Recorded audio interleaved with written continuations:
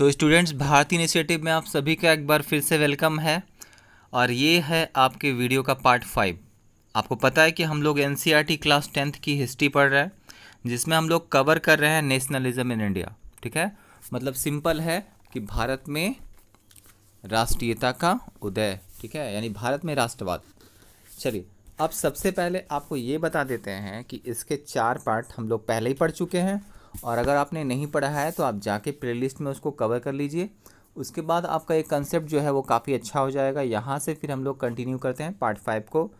इससे पहले हम आपको बता दें कि अगर अभी तक आपने हमारे चैनल को सब्सक्राइब नहीं किया है तो चैनल को जल्दी से सब्सक्राइब कर लें, और अगर वीडियो पसंद आता है तो इसे लाइक करना और शेयर करना ना भूलें। साथ में बेल आइकन को प्रेस करना बहुत ज़रूरी है, ताकि आने वाली वीडियो के सभी नोटिफिकेशन आपके पास पहुंच जाए। तो चलिए शुरुआत करते हैं हम लोग टॉपिक 2.3 से। हेडिंग आप देख रहे हैं, यहाँ लिखा हुआ है Swaraj in the plantations. Page number है आपका एनसीईआरटी से 60 यानी 60 है। ठीक है, अब हम लोग इसको line by line word to word देखिए कैसे कवर करेंगे। देखिए, बात उस समय की थी, लास्ट टाइम हम लोगों ने देखा था कि अल्लूरी सीताराम जो थे राजू, उनको फांसी दे दी गई थी। जो बन गए थे, लोगों के बीच में थोड़ा हीरो बन चुके थे, वो एक नायक की भूमिका निभा रहे थे, और 1924 में उनको फांसी दे दी गई थी। ठीक है, याद रखिएगा। और वही ना गुरिल्ला युद्ध चलाते रहते। लास्ट टाइम हम लोगों ने टॉपिक को कवर किया था, उसको सिक्वेंसली मैं सिर्फ ऐड करने के लिए लास्ट टाइम का थोड़ा सा ये दे दिया प्रीव्यू। अब आज चलते हैं हम लोग। देखिए, स्वराज जैसे प्लांटेशन का मतलब होता है, प्लांटेशन का मतलब आप जानते हैं, बागान जो होते हैं जहाँ पे काम करते थे भारतीय मजदूर। ठीक है, और ये किसके तहत आपको पता है कि सारा का सारा जो था वो कॉलोनी था। तो कॉलोनी क्या था? गवर्नमेंट का राज, मतलब ये ब्रिटिशर्स जो थे वो हम लोगों पे राज करते थे और अंडर में हम लोग काम करते थे। ध्यान से देखिएगा, अब ये बात क्या कहना चाहता है। देखिए, यहाँ पे जो स्वराज था, यानी कि जिसको हम लोग स्वराज बोलते हैं प्लांटेशन में, उसमें एक चीज़ देखिए, महात्मा गांधी जो चीज़ बोले थे कि वर्कर्स टू हैड, मैं पूरा यहाँ कवर कर रहा हूँ, worker to had their own understanding of Mahatma Gandhi the notion of swaraj. देखिए, महात्मा गांधी के विचार और स्वराज की अवधारणा जो थी, मतलब जो कंसेप्शन था उनका, वो क्या था? वो अलग था। लेकिन मजदूरों का जो कंसेप्शन था वो महात्मा गांधी से डिफरेंट था। उनकी समझ कुछ और ही थी। ठीक है, मतलब समझ लीजिए, यहाँ पे जैसे प्लांटेशन वर्कर जो थे असम में, उन लोगों ने फ्रीडम का मतलब कुछ और ही ले लिया था। उनका मतलब था कि फ्रीली हम लोग मूव करेंगे, कहीं भी जो हम लोग को इनक्लोज स्पेस दिया गया है हम उससे बाहर आ जा सकते हैं। जैसे जहाँ पर वो काम कर रहे थे, वर्किंग थे, वहाँ से वो लोग आज़ाद होना चाहते थे, सोचते थे कि हम जहाँ मन करेगा वहाँ जा सकते हैं, क्योंकि हम स्वराज में जी रहे हैं, है ना, ऐसा उनको लगने लगा था। हालांकि गांधी जी का तो ये मतलब था नहीं। गांधी जी का तो मतलब था कि टाइम चेंज होगा, स्वराज का मतलब टाइम चेंज होगा, नॉट फिजिकल इंडिपेंडेंस। ठीक है, वो ऐसे ही नहीं सोच रहे थे कि हाँ ऐसा ही आप आज़ाद हो जाएगा, मतलब कहीं घूमना फिरना अलाउ हो जाएगा, आप कॉलोनी के खिलाफ वर्क करने लगेगा, ऐसा कुछ कंसेप्ट महात्मा गांधी ने नहीं दिया था। मगर इन लोगों ने खुद से ही अपनी एक समझ डेवलप कर ली थी। किन लोगों ने भाई? वर्कर्स ने। ठीक है, ध्यान दीजिएगा यहाँ पे। देखिए, अब यहाँ पर है कि जितने भी, अब हाँ यहाँ तक मैंने बताया, यहाँ देखिए, and it means retaining A link with the village from which they had come. उनको ये लगता था कि जो भी उनका गांव है वहाँ से वो अब रिलेशन रख सकते हैं। ठीक है, वहाँ उनको आने जाने की इजाज़त मिल जाएगी। ठीक है, क्या है इसका मतलब? सिंपल है। देखिए, वहाँ पर under the inland immigration act of 1859, उस समय जो मजदूर थे उनको एक ना, देखिए 1859 में एक जो इनलैंड इमिग्रेशन एक्ट था, उसमें बागान के जितने भी मजदूर थे उन लोगों को अलाउ नहीं था बाहर आना जाना।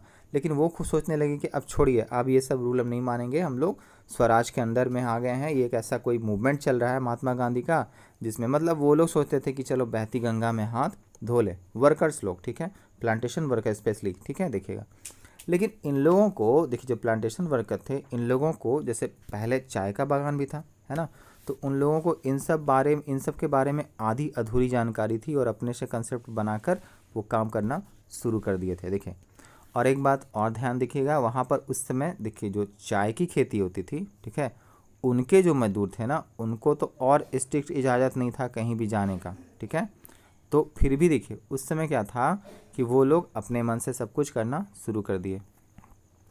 अब देखिए, अब विदा परमिशन के जाने लगे, तो अब देखिए क्या होने लगा कि and in fact they were rarely given such permission. शायद ही कभी कभी उन लोगों को परमिशन दे दिया जाता था, ठीक है, जाने के लिए, लेकिन छूट नहीं होती थी कहीं आने जाने के लिए। लेकिन अब क्या था कि इन लोगों को तो इससे मतलब था नहीं। ठीक है, अब देखिए, महात्मा गांधी जब जैसे ही जो पूरे के पूरे वर्कर्स थे, इन्होंने महात्मा गांधी के नॉन कॉपरेशन मूवमेंट के बारे में सुना, है ना, असहयोग आंदोलन जिसकी बात हम लोग कर रहे हैं। ओके, देखिए, तो थाउजेंड ऑफ वर्कर जो है वो अथॉरिटी को डिफाई करने लगे। अथॉरिटी को डिफाई करने का मतलब कि जो लोग उनके ऊपर कॉलोनी के जो लोग रूल कर रहे थे उनकी बात को ही उन लोग हटा दिए, अवहेलना करने लगे, उनकी बात को मानना छोड़ दिए, ठीक है। और क्या करने लगे कि वो अपना पूरा मतलब प्लांटेशन का वर्क छोड़ दिए और घर की तरफ चल दिए। देखिए ये कितना गलत है। ये जो है वो इनडायरेक्टली किस पर आएगा, ये आएगा महात्मा गांधी के सिस्टम पे, ठीक है। ये बात जो है यहाँ पे फॉल करेगी। देखिएगा, देखिए, they believe that Gandhi Raj was coming. मैं लास्ट के 3 लाइन्स को कवर कर रहा हूँ। And every one would be given land in their own village. सबको लगता था कि गांधी राज आ गया है, चलो सबको अपने अपने गांव में ही जगह ज़मीन मिल जाएगी। ये गलत था, ठीक है। ऐसा होना नहीं था, ऐसा कुछ हो भी नहीं रहा था, ठीक है। They however never reach their destination. लेकिन उन लोग ना अपनी मंजिल पर पहुँच भी नहीं पाए, ठीक है। हुआ क्या रास्ते में, देखिए नीचे कि stranded on the way by a railway and steamer like. देखिए आपको पता होना चाहिए कि सारा कुछ जब सिस्टम इस तरह से डिसबैलेंस हो गया था तो बीच में क्या हुआ ना कि उन लोगों का, देखिए ये जो पूरा स्टीमर लिखा हुआ है लास्ट में और रेलवे जो लिखा हुआ है, यह सब पे पूरा का पूरा क्या हो गया, स्ट्राइक हो गया। लास्ट टाइम देखिए लास्ट लाइन में स्ट्राइक हो गया, यानी हड़ताल हो गया। और वो लोग क्या हुए कि ब्रूटली रास्ते में ही मतलब फंस गए और उन लोगों को बुरी तरह से पीटा गया। नीचे देखिएगा ध्यान से, ठीक है, बुरी तरह से उनकी पिटाई की गई। देखिए तो वर्कर लोग क्या थे कि उनका जो विजन था, स्थानीय जो लोग थे वहाँ पर, कि देखिए लिखा नीचे लिखा हुआ है ना, देखिए देखिए यहाँ पे क्या था, अब साफ साफ देखना है कि ये जो जितने भी है कि देखिए जो कांग्रेस का प्रोग्राम था यहाँ पे देखिए, ठीक है, जिसमें उन्होंने स्वराज का जो अपना मतलब बताया था। कांग्रेस के जो लीडर्स थे उन लोगों तो अपना ही मतलब रखा था स्वराज का, तो उनका जितना भी था उन लोगों का विजन, और यहाँ पे जो लोग अनफॉलो कर रहे थे ब्रिटिश रूल को उनका विजन, ठीक है, दोनों तो अलग अलग था, ठीक है। और हाँ, कांग्रेस के प्रोग्राम में इस तरह का कोई बात फॉलो करवाया नहीं गया था कि जो इस तरह से जो आपके जितने भी पार्टिकुलर प्लेस पे जो हो रहे हैं मूवमेंट्स उनके बारे में यहाँ पर कुछ भी मेंशन नहीं किया गया था। कांग्रेस के प्रोग्राम में ऐसा कोई बात नहीं था कि हाँ आप लोग अपने अपने क्षेत्र से कीजिएगा, अगर मूवमेंट कीजिएगा तो उसको कांग्रेस पे ही आप लाकर ये कर दीजिएगा, इम्पोज कर दीजिएगा, थोप दीजिएगा, ऐसा नहीं था। उन्होंने देखिए उन्होंने तो ऐसा कभी भी सोचा भी नहीं था इस तरह के बात के बारे में, ठीक है, कभी नहीं, ठीक है। होता ये है ना कि सब अपने अपने मतलब से निकाल लिए थे इसका मतलब अर्थ, है ना। जितने भी स्वराज का जो मतलब है सब अपने अपने हिसाब से लगा लिए थे। अब आप देखिए उनके लिए, देखिए स्वराज जो कांग्रेस के लिए था एक ऐसा मतलब एरा था, एक ऐसा युग था जिसमें जितने भी ट्रबल्स हैं हमारे, ठीक है ना, वो ओवर हो जाएंगे, सब सारा प्रॉब्लम खत्म हो जाएगा और लोगों को कम से कम अपनी थाउट रखने का मौका मिलेगा, ठीक है। वहाँ पर ऐसा स्वतंत्रता उन लोग इमेजिन किए थे, जो कांग्रेस के लीडर्स और मेंबर्स थे वो लोग। लेकिन वर्कर्स लोग का कुछ और ही मतलब था।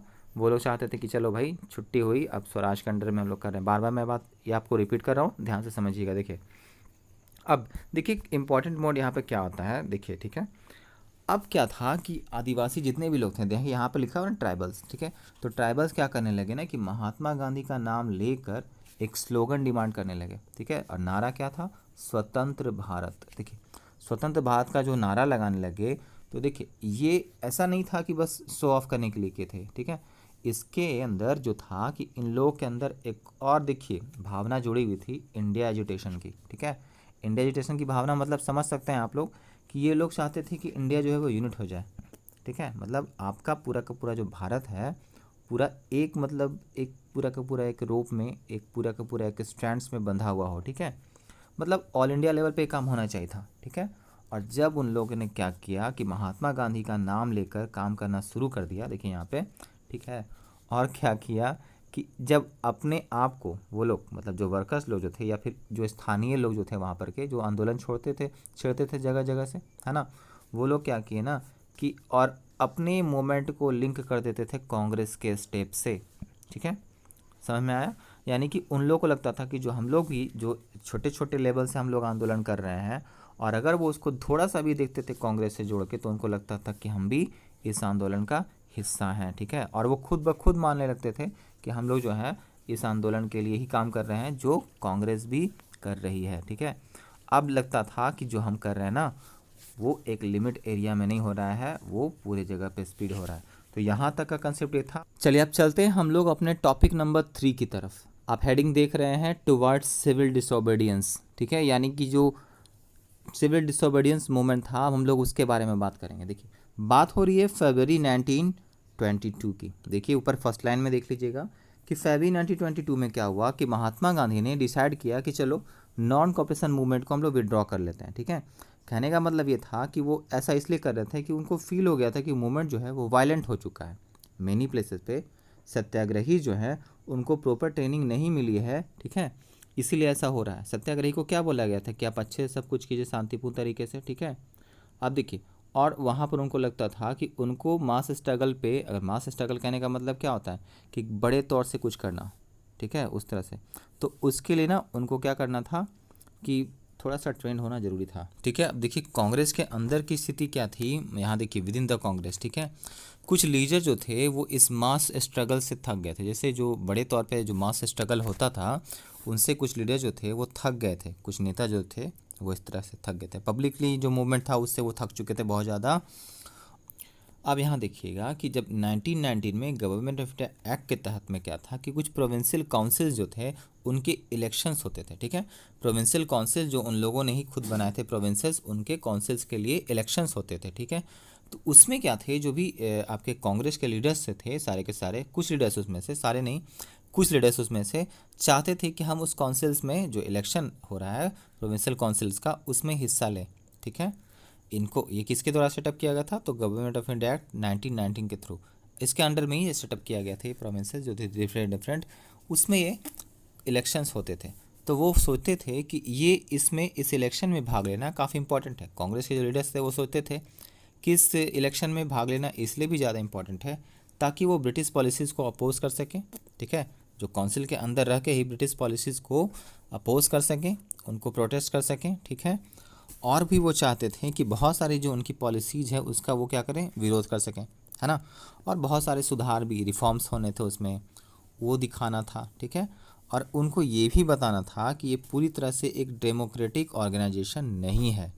जो आपने जो डेमोक्रेटिक जो शो ऑफ कर रखा है यहाँ पे कि पूरा का पूरा जो काउंसिल है हमारा प्रोविंशियल वो डेमोक्रेटिक है, ऐसा नहीं है। तो ये शो करना भी उनको ज़रूरी था। और बिना ये पार्टिसिपेट किए हुए जो प्रोविंशियल काउंसिल्स के इलेक्शन थे उसमें पार्टिसिपेट किए बिना ये पॉसिबल नहीं था कि उन लोगों को इस तरह की चीज़ें एहसास दिलाई जा सके। तो क्या हुआ कि इसी तरह से कुछ जो खास लीडर्स हैं जैसे सी आर दास, ठीक है, सी आर दास हो गए, मोतीलाल नेहरू हो गया, कांग्रेस के अंदर में ही उन्होंने क्या किया कि स्वराज पार्टी का गठन कर लिया। ठीक है, और कुछ खास लीडर नीचे देखिएगा, यहाँ पे कुछ खास लीडर जो यंगस्टर थे जैसे जवाहरलाल नेहरू हो गए, सुभाष चंद्र बोस हो गए, उन लोगों ने क्या किया कि एक पूरी तरह से एक मास प्रोटेस्ट करने के लिए, मास एजिटेशन करने के लिए थोड़ा और प्रेशर बनाया कि इतनी आसानी से काम नहीं चलेगा, ये लोग हम लोग को आज़ादी देने वाले नहीं हैं। अब यहाँ देखिएगा, अब यहाँ पे बात थोड़ी सी इम्पॉर्टेंट हो जाती है कि यहाँ पे जो ये पूरा सिचुएशन चला था आपका डिबेट और सेशन का, जो पूरा का पूरा सिचुएशन यहाँ पे आ गया था कांग्रेस के अंदर में। अब बहुत से जैसे स्वराज पार्टी का गठन भी हो गया, ठीक है, उसका ऑर्गेनाइजेशन हो गया, लेकिन दो और ऐसे फैक्टर्स वहाँ पर उभर कर सामने आए जिन्होंने क्या किया कि 1920s के दौरान लास्ट में इंडियन पॉलिटिक्स को एक और नया फॉर्म दे दिया, एक नया स्वरूप वहाँ पर दे दिया। अब देखिए ये दो कारण कौन कौन से थे, दो फैक्टर कौन कौन से थे। देखिए तो इसमें सबसे पहला जो कारण था, द फर्स्ट फैक्टर जो इफेक्ट कर रहा था वो था वर्ल्ड वाइड इकोनॉमिक डिप्रेशन। ठीक है, यानी कि पूरा विश्व, यानी कि पूरा वर्ल्ड जो था उस समय सारा इकोनॉमिकल क्राइसिस से गुजर रहा था, है ना। यानी कि उसका जो असर है, मंदी का जो असर था वो सभी जगह पे एकदम अच्छे तरीके से दिखाई दे रहा था, साफ साफ, कि पूरे विश्व में जो मंदी आ गई थी, आर्थिक मंदी, वो बहुत डीप थी। ठीक है, फिर क्या हुआ कि दूसरा फिर कि एग्रीकल्चर प्राइसेस जो थे वो लगातार गिरने शुरू हो चुके थे। ठीक है, 1926 से एग्रीकल्चर यानी कि जितनी भी जो कृषि की उपज थी और उनके जो उत्पाद थे वो सब का सब जो है डिक्लाइन करना शुरू हो गया था। ठीक है, और मान के चलिए कि लगभग 1930 आते आते क्या हुआ कि पूरी तरह से एकदम कोलैप्स कर गया, यानी धराशायी हो गया, एक तरह से एकदम ख़त्म हो गया था। एग्रीकल्चरल प्रोडक्ट से जो होने वाले इनकम्स थे सारा का सारा सर्कुलेशन स्टॉप हो गया और सब कुछ पूरी तरह से ठप पड़ गया था। ठीक है, और हाँ, इस स्थिति में एक नेचुरल था ये बात कि डिमांड जो थे एग्रीकल्चरल गुड्स के वो ऑलरेडी क्या होंगे, एक्सपोर्ट्स भी डिक्लाइन हो गया और ऑलरेडी वो डिमांड्स थे वो सारे के सारे घट गए। पीजेंट जो थे यानी किसान जो थे उन लोगों को हार्वेस्टिंग में प्रॉब्लम होना शुरू हो गई। जब हार्वेस्टिंग ही नहीं होगी तो वो लोग टैक्स और रेवेन्यू कैसे प्रॉपर पे कर पाएंगे, तो ऐसा होना बहुत ज़्यादा मुश्किल हो गया, पूरी तरह से सिचुएशन डामाडोल हो चुकी थी। ठीक है, अब ऐसी स्थिति में क्या हुआ कि जो गांव के जो स्थिति थी, बहुत सारी जो सिचुएशन थी वो एकदम टर्मोइल हो गई। टर्मोइल करने का मतलब कि स्थिति एकदम उथल पुथल से गुजरने लगी। लोगों को लगने लगा कि अब क्या होगा। देखिए कितना खतरनाक सिचुएशन वहाँ पर आ चुका था, इसके बारे में हम लोग इमेजिन भी नहीं कर सकते। नेक्स्ट पैराग्राफ में देखते हैं क्या लिखा हुआ है। अब देखिए बैकग्राउंड में तो ऐसा हो रहा था और फ्रंट में कुछ और। देखिए यहाँ पे अब ब्रिटेन में एक नया स्थिति, यहाँ पे देखिए कंडीशन कुछ और था, ठीक है।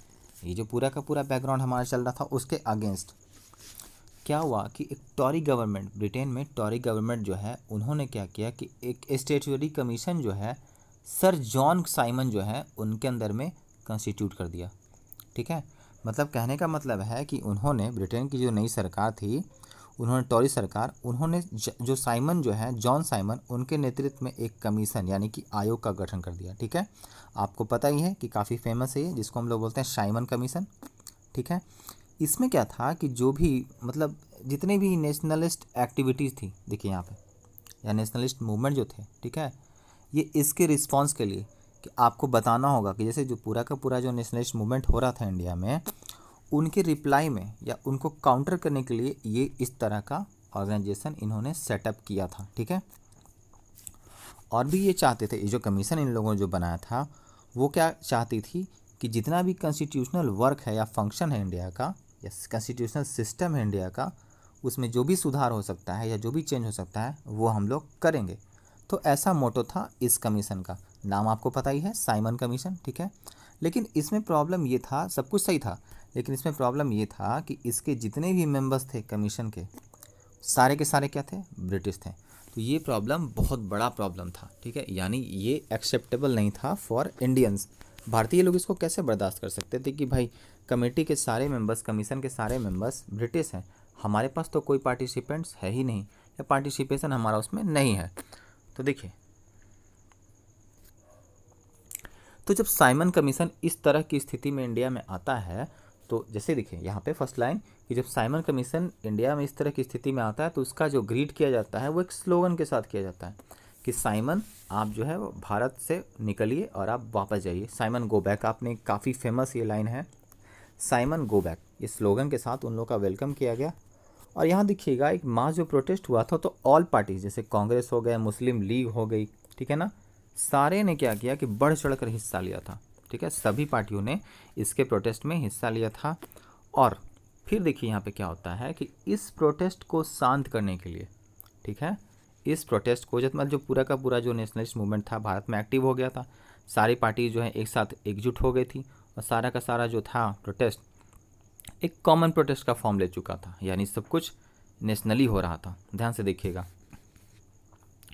तो इस चीज़ को शांत करने के लिए उस समय जो वायसराय थे, आप देखिए यहाँ पर उनका नाम लिखा हुआ है, देखिए लॉर्ड इरविन, है ना। उस समय जो वायसराय थे, किस समय, जिस समय ये प्रोटेस्ट हो रहा था, उन्होंने क्या किया कि अक्टूबर 1929, देखिए यहाँ अनाउंस्ड इन अक्टूबर 1929 एक वैग्यू ऑफर, मतलब कुछ खास क्लियर नहीं था, भारत को एक स्टेटस का दर्जा दे दिया गया। बोला कि भारत जो है वो डोमिनेंट स्टेटस, भारत आज से डोमिनेंट स्टेटस कहलाएगा, ठीक है ना।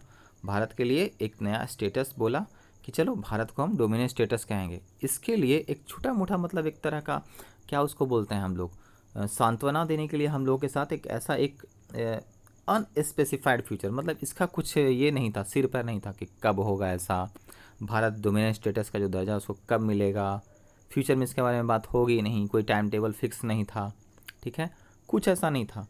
मगर इन्होंने बोल दिया कि इसको ले करके एक होगा राउंड टेबल कॉन्फ्रेंस होगा, ठीक है, जिसमें ये बात जो है वो डिफाइन की जाएगी, ये बात डिस्कस की जाएगी और फ्यूचर कॉन्स्टिट्यूशन जो है इसके बारे में आपके लिए एक फ्यूचर कॉन्स्टिट्यूशन बनाया जाएगा जिसके तहत सब कुछ होगा, ठीक है, ऐसा उन्होंने बताया। हालांकि इसका कोई श्योरिटी नहीं था कि ऐसा होगा या नहीं होगा, ठीक है। और बोला कि हाँ इसके बारे में आगे कोई एक कॉन्स्टिट्यूशनल बॉडी बनेगी और ये सब सारा कुछ डिस्कस किया जाएगा, वहाँ पर देखिएगा। तो इस बात से आप जब हम लोग सेटिस्फाइड नहीं हैं तो उस समय जो कांग्रेस के लीडर्स थे वो कैसे सेटिस्फाइड हो सकते हैं। आप किसी को भी सिर्फ बहला दीजिएगा कि ऐसा होगा तो ऐसा होना पॉसिबल है नहीं, ठीक है। तो जो देखिए जो रेडिकल्स जो थे कांग्रेस के अंदर, जो रेडिकल्स थे जैसे कि जवाहरलाल नेहरू हो गए, सुभाष चंद्र बोस हो गए, उन्होंने ना एकदम इन सब चीज़ों से किनारे ले लिया कि बोला कि नहीं अब क्या है, अब उनका तेवर थोड़ा सा गर्म हो गया, ठीक है। उन लोग बोले कि ये कैसे हो सकता है, ये बेवजह का बात है, ऐसा कुछ नहीं है, ठीक है। अब देखिए यहाँ पे था जो लिबरल और मॉडरेट लोग थे, जैसे एक तो थे इन लोग एक्सट्रीमिस्ट जो थे सारे के सारे, ठीक है, उन लोग एकदम गर्म हो गए कि नहीं ऐसा नहीं हो सकता है। लेकिन देखिए जो लिबरल लोग थे, यानी जो शांत स्वभाव वाले जो लीडर्स थे हमारे, जो मॉडरेट लोग थे, उन्होंने क्या किया कि जो ब्रिटिश का जो डोमिनियन स्टेट है, देखिए यहाँ पे सिंपल ब्रिटिश डोमिनियन जो थे, उसी के अंदर में बोला कि चलो एक कॉन्स्टिट्यूटरी बॉडी जो हम लोग ऐसे ही ऑर्गेनाइज कर लेते हैं, ठीक है, मतलब उसके अंदर में ही, है ना। मतलब जो मॉडरेट लोग थे उन्होंने सोचा कि चलो ब्रिटिश के अंडर में ही रह के एक कॉन्स्टिट्यूशनल जो है बॉडी का हम लोग यहाँ पर ऑर्गेनाइजेशन कर लेते हैं, उसके पक्ष में थे इन लोग। लेकिन क्या था कि इस तरह का जो पूरा का जो पार्टिसिपेशन था, ये अपना प्रभाव जो है धीरे धीरे खत्म करते जा रहे थे। अब बात आ रही है कि दिसंबर 1929 में, ठीक है, उस समय जो था, देखिए ध्यान से देखिएगा कि जवाहरलाल नेहरू जो थे वो प्रेसिडेंट थे कांग्रेस के, उनकी प्रेसिडेंसी के अंदर, ठीक है, जो लाहौर का जो कांग्रेस अधिवेशन हुआ था उसमें पूर्ण स्वराज जो है उसका डिमांड कर दिया गया था, ठीक है, और उसको फॉर्मलाइज भी कर लिया गया, मतलब उस डिमांड को पूरा भी कर लिया गया। इंडिया में इस बात को मान लिया गया कि चलो पूर्ण स्वराज की मांग जो है, अब उन लोगों ने रखा। लाहौर अधिवेशन की बात हो रही है, मतलब लाहौर जो था पूरा का पूरा, यहाँ पे देखिए, यहाँ पे लाहौर कांग्रेस फॉर्मलाइज, है ना। आप ध्यान दीजिए कि उस समय जो लाहौर कांग्रेस जो अधिवेशन हुआ था उसमें पूर्ण स्वराज की मांग और औपचारिक रूप से उसका मान लेना, इस चीज़ ने यह तय कर दिया कि भाई 26 जनवरी यानी कि जो 26 जनवरी 1930 है, उस समय हम लोग क्या करेंगे कि इसको इंडिपेंडेंस डे के रूप में मनाएंगे, ठीक है, हम लोग क्या करेंगे कि इसको इंडिपेंडेंस डे के रूप में मनाएंगे। और वहाँ पे क्या होगा कि भारत के जितने भी लोग हैं, ठीक है, उस दिन क्या करेंगे कि ओथ लेंगे। भारत जो है सारे पीपल्स उसमें एक संघर्ष करने के लिए शपथ ले लेंगे कि चलो भाई जो हम लोग पूरी तरह से अब इसमें लग जाएंगे। ये जो सेलिब्रेशन है वो पूरी तरह से ऐसा होगा कि सब कुछ, ठीक है, अब हमारा इंडिपेंडेंस ही हो जाएगा। जो अभी तक हम लोग के लिए थाउट है, ठीक है, अब उसको रियलिटी से जोड़ने के लिए हम लोग क्या करेंगे कि प्रयास करेंगे।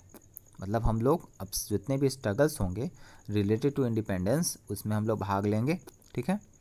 तो चलिए, अब क्या था कि इसका जितना भी थाउट था उसको डेली लाइफ से, देखिए यहाँ पे लास्ट वाले बात में, ठीक है ना, उसको रिलेट करने के लिए जो फ्रीडम का जो आइडिया है उसको डेली लाइफ इश्यू से रिलेट करने के लिए, देखिए महात्मा गांधी जी ने कोई और रास्ता खोजना शुरू कर दिया था। उनको इसके लिए कोई और रास्ता ढूंढना था, ठीक है। देखिए Mahatma Gandhi had to find a way to relate the abstract idea of freedom, ठीक है। चलिए नेक्स्ट वीडियो में हम लोग कवर करेंगे टॉपिक 3.1 एंड 3.2 को। और तो आज के लिए इतना ही, मिलते हैं हम लोग अगली वीडियो में। धन्यवाद।